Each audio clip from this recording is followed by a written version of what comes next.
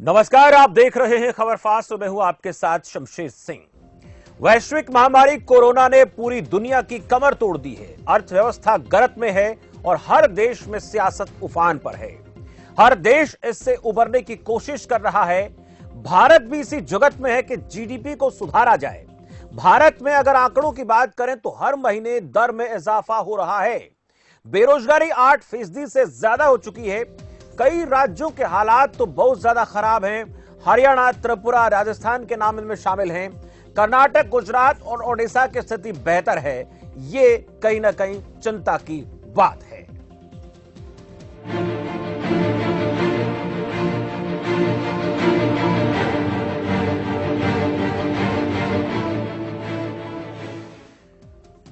तो बढ़ती बेरोजगारी चिंता की बात है। शहरी इलाकों में हर 10 में से एक व्यक्ति इस वक्त बेरोजगारी की मार झेल रहा है। भारत में लॉकडाउन में ढील देने के बाद रोजगार के मोर्चे पर जून के मुकाबले जुलाई 2020 में बेहतर आंकड़े सामने आए थे। उम्मीद की जा रही थी कि अनलॉक के बाद धीरे धीरे रोजगार के आंकड़े और बेहतर होंगे, लेकिन अगस्त 2020 के आंकड़ों ने एक बार फिर से निराश कर दिया है। जुलाई के मुकाबले अगस्त 2020 में रोजगार के अवसर कम हुए हैं। CMII की रिपोर्ट के मुताबिक अगस्त में शहरी इलाकों में बेरोजगारी दर 9.83% दर्ज की गई है, जबकि ग्रामीण इलाकों में बेरोजगारी दर का आंकड़ा 7.65% पर रहा। जुलाई 2020 में शहरी इलाकों में बेरोजगारी दर 9.15% थी और ग्रामीण इलाकों में बेरोजगारी की दर 6.6% थी। बढ़ती बेरोजगारी दर ने कुछ सवाल खड़े कर दिए जिन पर आज हम बातचीत करने वाले हैं। सवाल क्या है वो आपको दिखाएंगे। दुनिया में मंदी का दौर कब तक रहेगा, बहुत बड़ा सवाल है।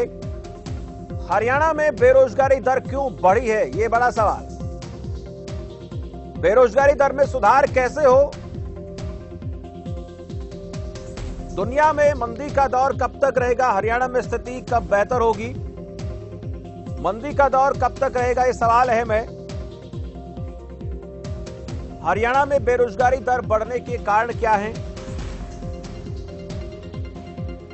आपकी टीवी स्क्रीन पर नंबर है, इन नंबर पर आप कॉल कर सकते हैं। आप अपना सवाल रख सकते हैं, अपना पक्ष रख सकते हैं, क्योंकि हम आपको एक बार बता दें कि ये आपका अपना मंच है।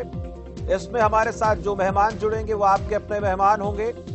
उन मेहमानों से आप बात करें, आप सवाल करें, लेकिन आपसे गुजारिश है कि आप बात करेंगे तहजीब के साथ, क्योंकि हम बार बार ये कहते हैं कि इस मंच को हमने आपके लिए तैयार किया है। हम सिर्फ माध्यम बनते हैं आपको मंच देने का, लेकिन ये आपका अपना मंच है।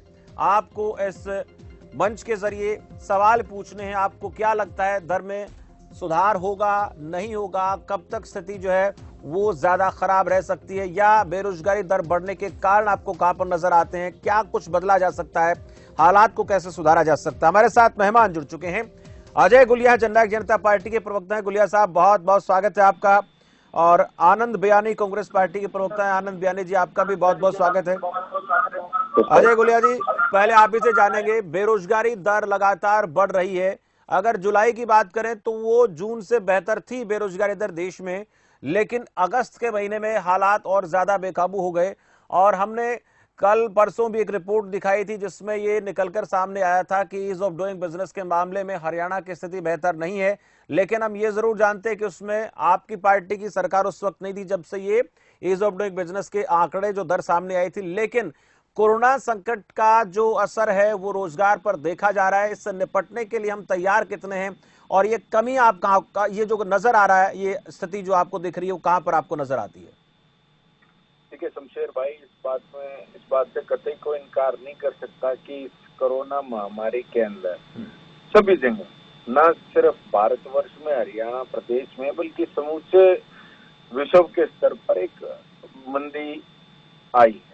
ये किसी से, ये कोई ऐसी बात नहीं है कि इसको स्वीकार करने में मुझे कोई गुरेज है।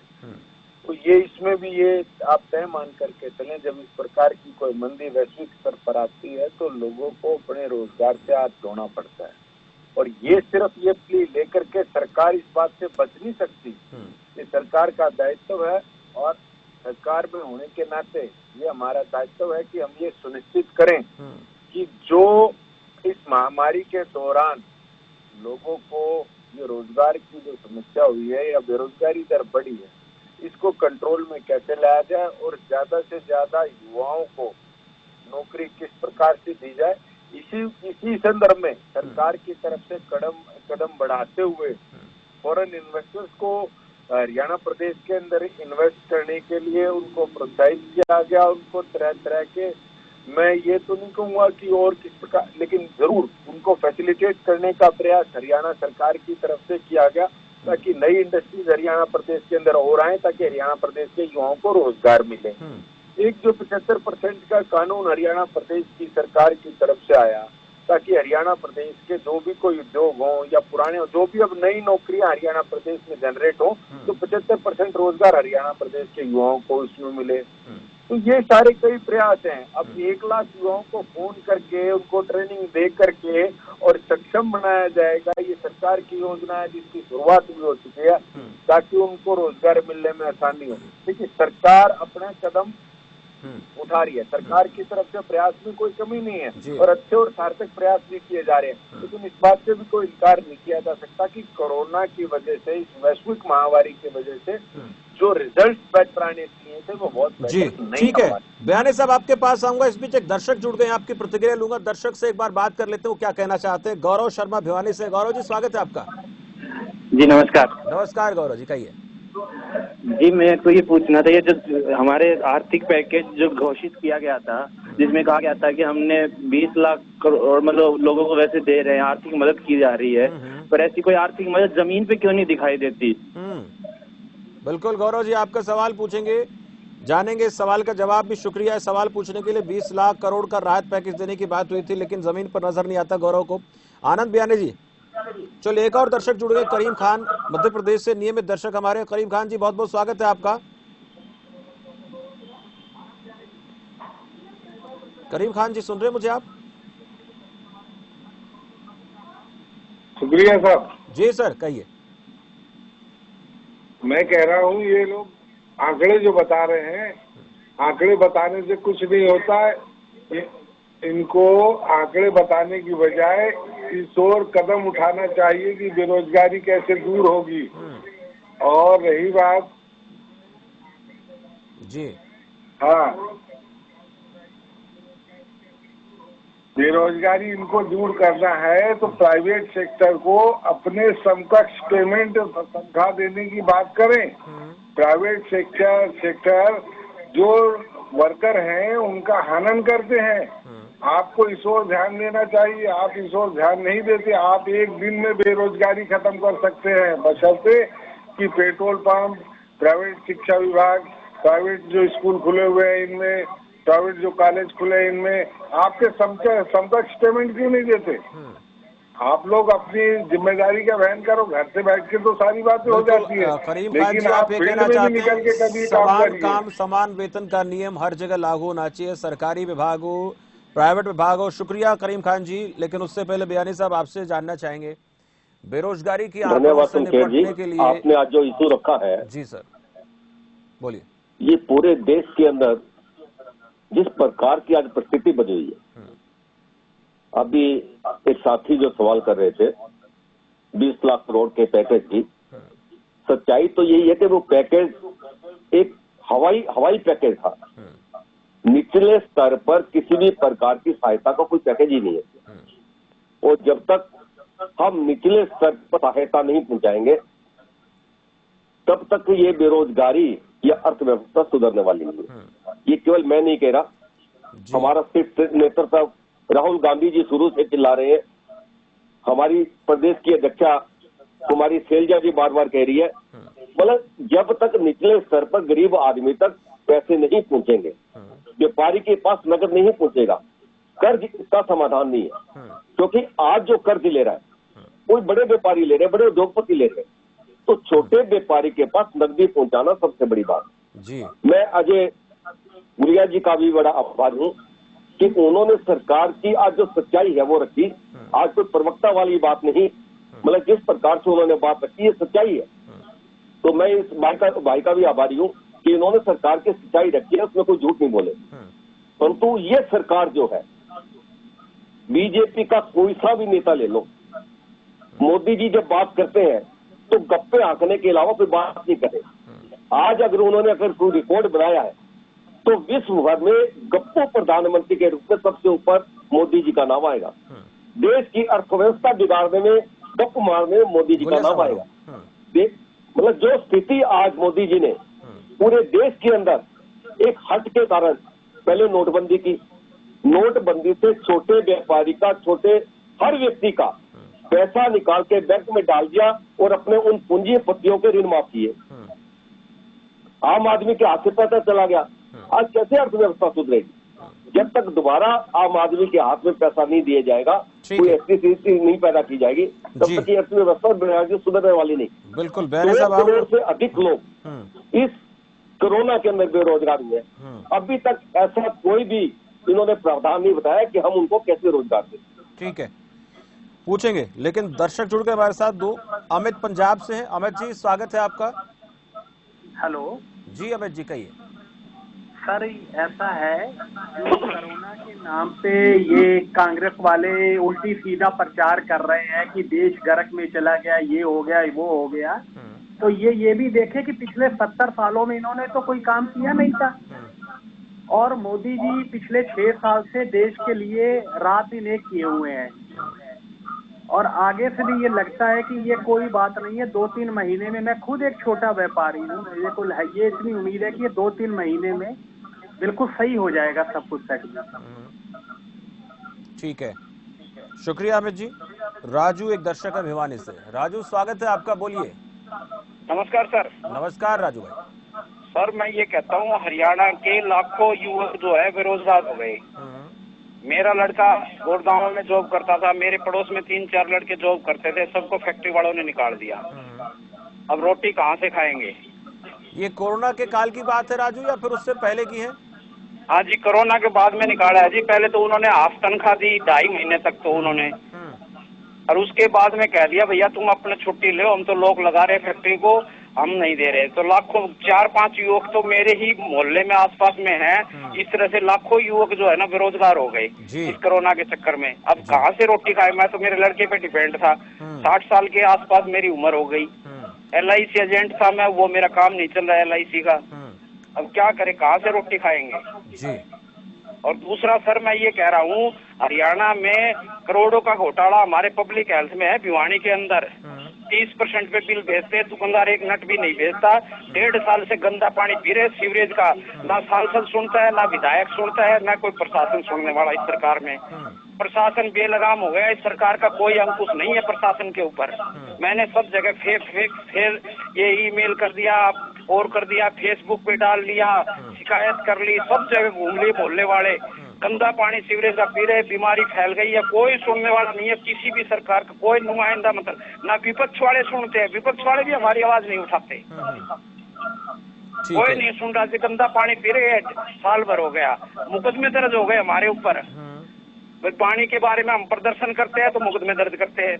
हमारा MC ने उसको SC को कह दिया कि भैया आप रोज रोज गंदा पानी पिलाने के बजाय आप हमारे को सल्फास की गोली डाल दो, एक दिन मर जाएंगे हम सारे के सारे मोहल्ले वाले। तो उन्होंने मुकदमा दर्ज करवा दिया झूठा, कि मेरी फाइल फाड़ दी, मेरे थप्पड़ मारे और करे, और हमारे MC पे झूठा मुकदमा दर्ज करवा दिया। हमने मठ का प्रदर्शन किया था, हमारे ऊपर मुकदमा दर्ज कर दिया। और जो असली समस्या है, आप भी गंदा पानी पी रहे हैं हम सर। राजू जी, आप कौन से वार्ड से आते हैं? राजू, आपने जो अपनी समस्या रखी है, भिवानी के कौन से वार्ड से आप आते हैं? मैं 20 नंबर वार्ड से हूँ जी, आलू बाजार से। ठीक है, आलू बाजार से 20 नंबर वार्ड से। ठीक है, मेरा नंबर, मोबाइल नंबर नोट कर लो सर, ये आवाज हमारी हाईलाइट कर दो प्रशासन में, ताकि हम इस समस्या से आपके सहयोग से छुटकारा। राजू जी, आपके मोबाइल नंबर को तो हम सार्वजनिक नहीं कर सकते हैं, लेकिन आपकी समस्या को सुनने के लिए हमारे साथ सरकार के नुमाइंदे, उनसे हम उनसे बात करेंगे। ठीक है, शुक्रिया राजू। अमित ने सवाल किया है जी, नंदराम खटला के पास में। ठीक है, शुक्रिया राजू अपनी बात रखने के लिए। अजय गुलिया जी, कुछ समस्याएं तो बिल्कुल वाजिब होती हैं जिन पर काम होना चाहिए, जैसे पानी की समस्या है, और ये पानी की समस्या केवल एक जगह की नहीं, कई जगह सामने आती है। जैसे कि राजू कह रहे थे कि हमने कई बार इसको लेकर शिकायत दर्ज कराई, लेकिन काम नहीं हुआ है। और ये समस्या भी रखी इस मंच के जरिए, हमने मंच इसलिए तैयार किया कि लोगों की समस्याएं कई बार प्रशासन तक, सरकार तक नहीं पहुंच पाते। प्रशासनिक अधिकारी जो होते हैं वो कहीं ना कहीं गोलमोल कर देते हैं। अब तो बिल्कुल पार्टी सरकार तक बात पहुंच रही है। गुलिया साहब। नहीं, देखिए शमशेर भाई, मैं आपको एक चीज कहना चाहता हूँ कि स्वच्छ पानी सबका अधिकार है। अगर ये कह रहे हैं कि इनके प्रशासन में सुनाई नहीं हो रही है या कोई नुमाइंदा इनकी सुनवाई नहीं कर रहा है, तो देखिए काफी गंभीर मामला है। या आपके टीवी चैनल पर ये मैं सुनिश्चित कर देता हूँ कि मैं दुष्यंत जी से स्वयं इस बारे में आग्रह करूंगा। और जैसा कि सभी जानते हैं कि दुष्यंत जी इस बात में विश्वास रखते हैं कि लोगों ने अगर उनको चुन करके भेजा है तो लोगों के हितार्थ काम करने के लिए चुन करके भेजा है। तो मैं आपको आश्वस्त करना चाहता हूँ कि उनकी तरफ से तुरंत एक्शन लेकर के भिवानी के वार्ड नंबर 20 अगर कोई और जानकारी आपके साथ साझा करनी होगी तो मैं जरूर करूंगा शमशेर भाई, और कोशिश करूंगा, मैं सुनिश्चित करूंगा कि इनको राहत देने का काम, जो कि इनका अधिकार है, मैं मानता हूं ये इनका अधिकार है। और अगर इसमें किसी वजह से कोई कोताही हो रही है, स्वच्छ पानी इनका अधिकार है, कोई कोताही हो रही है तो वो किसी भी आधिकारिक स्तर पर भी हो रही है, तो सरकार की तरफ से, दुष्यंत जी की तरफ से ये सुनिश्चित किया जाएगा कि इनको जो इनके राइट हैं वो मिले, इनको स्वच्छ पानी इनका अधिकार है वो इनको मिले। ये मैं सुनिश्चित आपके टीवी चैनल पे करना चाहता हूँ। जी, दर्शक जुड़े, वेद प्रकाश हमारे साथ चरखी दादरी से। वेद प्रकाश जी, स्वागत है आपका। नमस्कार शमशेर जी। जी नमस्कार वेद प्रकाश। एक तो मेरा आपके माध्यम से निवेदन है कि जेजेपी के प्रवक्ता जो भी आते हैं वो कम से कम तैयारी करके आए। परसों रोज मैंने आपसे जो निवेदन किया था वो रोजगार से ही संबंध है, तो पीटीआई जो हटाए गए उनके संदर्भ में वो भी एक रोजगार का मैटर था। और वहां मैंने जाट आरक्षण को सुप्रीम कोर्ट द्वारा निरस्त किए जाने के बावजूद दोबारा से आरक्षण देने के लिए जो एक्ट बनाया गया था उसका हवाला दिया था। दीप कमल सहारण जी ने कहा कि नहीं, ऐसा नहीं हुआ। मैं आपकी जानकारी के लिए बता दूं कि मैं पिटिशनर हूं हाई कोर्ट और सुप्रीम कोर्ट में, और दोनों जगह मैंने स्टे करवाया है। तो जब मैं पिटिशनर हूं और मैंने पूरा केस अपना खुद लड़ा है, तो मुझे झूठा साबित करके पूरे प्रदेश के हरियाणा के लोगों को गुमराह कर रहे हैं और आप उनको ऐसे लोगों को मंच देते हैं। तो केवल आपकी नॉलेज में लाने की पहली बात ये थी। दूसरी, मैंने परसों भी ये कहा था कि सभी राजनीतिक दल इस हमाम में नंगे हैं रोजगार के मामले में। पिछले 6 साल में भारतीय जनता पार्टी शासन में आने के बाद मैंने आंकड़े भी दिए थे कि किस प्रकार से 90% आबादी के पास 15% पूंजी कम हो गई है और एम्प्लॉयमेंट घटा है। ये क्या संकेत है? ये बीजेपी की पॉलिसी को क्लियर कर रहा है कि बीजेपी किस प्रकार की पॉलिसी बना रही है, उसे जनता से कोई सरोकार नहीं है। और मेरे साथी ये बीजेपी के और जेजेपी के जब भी चैनल पर एक बात कहते हैं, कांग्रेस ने 60 साल में 55 साल में गड्ढे खोदे। कांग्रेस ने 55-60 साल में जो गड्ढे खोदे वो उस बात पर कब तक ये कहते हैं उन्होंने गड्ढे खोदे थे। मैं यहाँ कांग्रेस का सपोर्ट नहीं कर रहा, मैं किसी पार्टी का नहीं हूँ। मैं ये कहना चाह रहा हूँ कि 6 साल के आंकड़े उठा लीजिए कि किस प्रकार से भारतीय जनता पार्टी की पॉलिसी रही है। हर क्षेत्र में रोजगार गए हैं, क्रम से ग्रेजुएट जा रहे हैं। कोरोना केवल एक बहाना है, कोरोना में गया है, उस पर समय को छोड़ दीजिए। मैं इससे पहले की बात कर रहा हूँ। तो मेरा ये अनुरोध है सभी पार्टी के प्रवक्ताओं से आते हैं वो कि वो कम से कम इन लाशों की राजनीति ना करे, गंदी राजनीति ना करे आके इस चैनल पे कि कांग्रेस ने ये किया, बीजेपी ने ये किया। वो ये बताएं कि हमने वास्तव में ग्राउंड पे ये किया है और रोजगार जनरेट करने के लिए ये कर रहे हैं। वेद प्रकाश जी, आप ये जानना चाहते हैं कि ये बताएं कि पार्टियों ने क्या किया, सब अपनी अपनी बात करें। शुक्रिया वेद प्रकाश जी। नीरज जगाधरी से एक दर्शक है। नीरज जी, स्वागत है आपका। सर जी, सबसे पहले मैं आपको भाजपा का अच्छा कांग्रेस करते हुए नमस्कार करता हूँ। नमस्कार।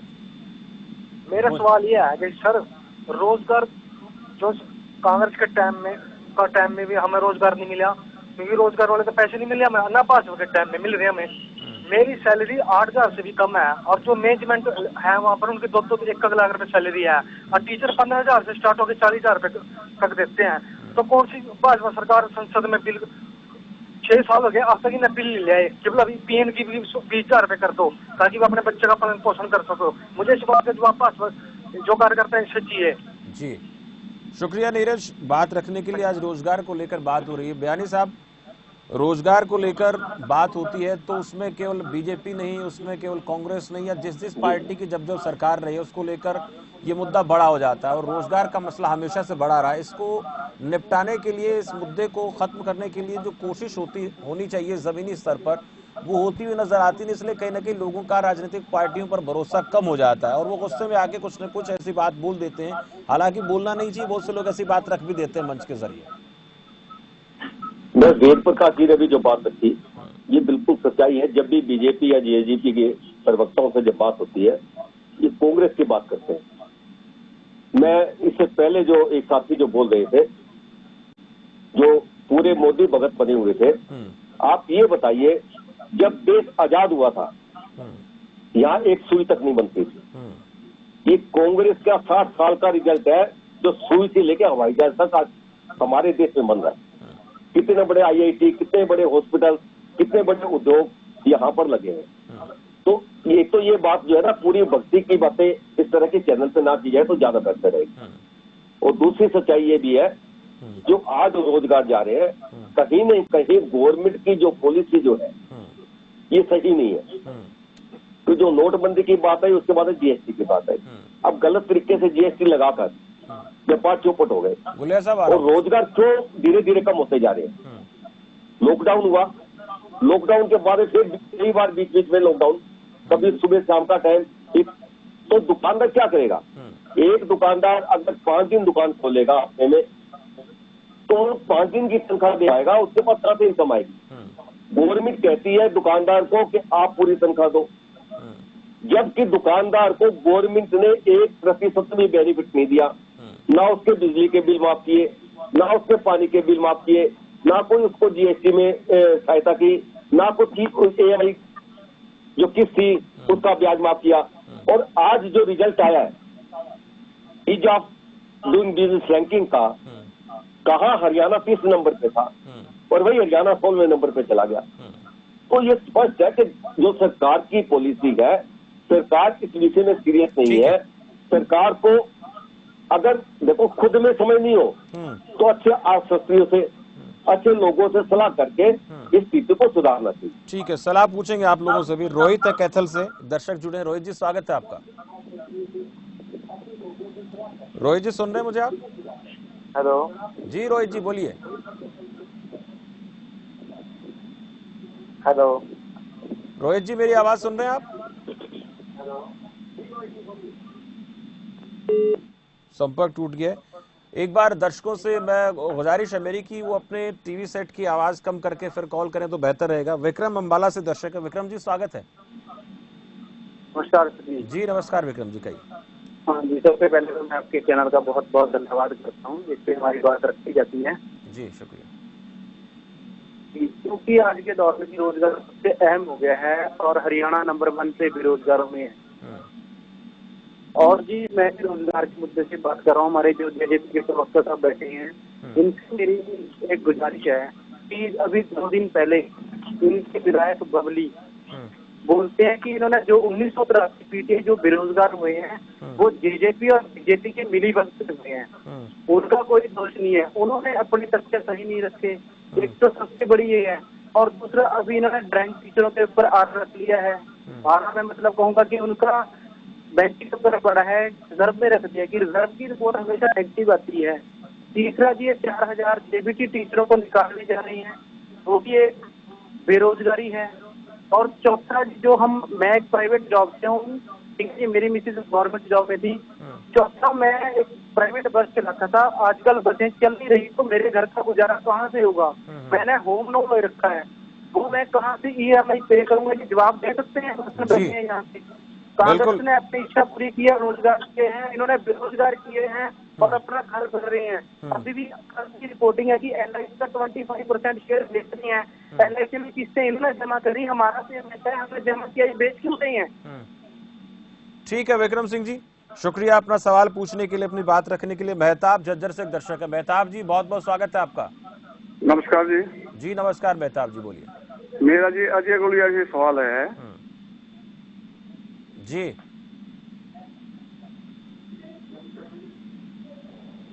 मेरा अजय गुलिया से सवाल है जी। हाँ जी पूछिए साहब। अजय गुड़िया जी उसमें नहीं थे सरकार में, तब दूसरी बातें करते थे, अब दूसरी करने लग गए। बेरोजगारी कति परम पे है जी। ठीक है, शुक्रिया मेहताब जी अपनी बात रखने के लिए। और विक्रम सिंह ने बात रखी, मेहताब सिंह ने अपनी बात रखी।